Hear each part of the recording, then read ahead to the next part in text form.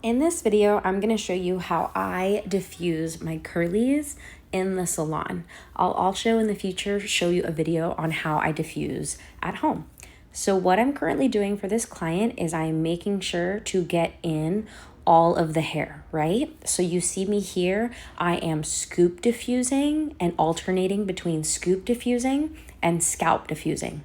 Scoop diffusing is when you put hair into the actual bowl of the diffuser bowl and you are making sure that the ends and the mids of the hair are getting dry. This helps enhance curl rotation and making those stretched out curls or waves a whole lot springier and bouncier. This is going to get rid of length, so keep that in mind if you are someone who wants more length.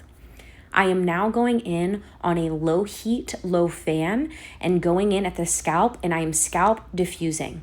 I'm really just separating the hair and making sure I get in very close to the scalp to ensure that it gets dry. Make sure to really get the back of the neck and the back of the hair.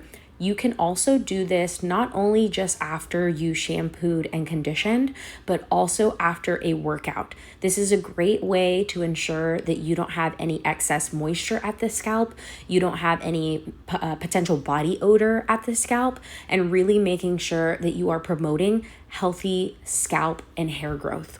We want to make sure that the scalp stays nice and dry, so then that way it's not elongating or pulling down with the water and product in the hair. Gravity's not pulling down your curls.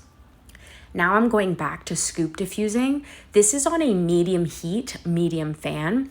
You want to make sure whenever you are doing this scoop diffusing that you are being intentional about how you are styling.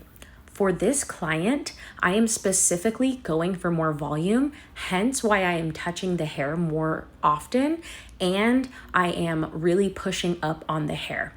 When you are looking to add more volume, you can absolutely move the diffuser around a whole lot more. When I am looking for more definition, I'm very intentional of taking a smaller section and holding it in the diffuser bowl for about 10 to 20 seconds. You want to think of the fan of the blow dryer like the heat source of a hot air balloon. The higher and faster it blows, the more that your hair is going to be pushed up and out whenever you are styling.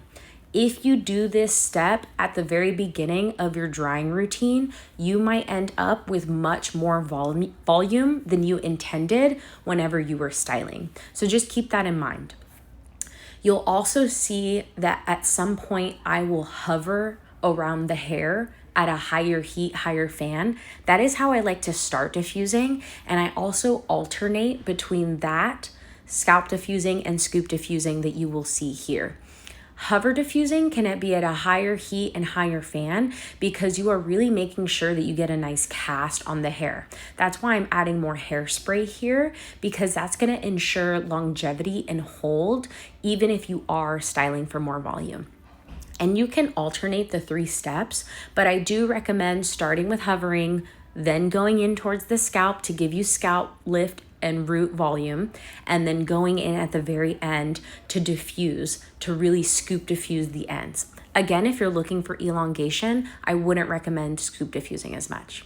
And then here are our results. She's bouncy, she's voluminous, she's happy, and it was a beautiful way to get her curly.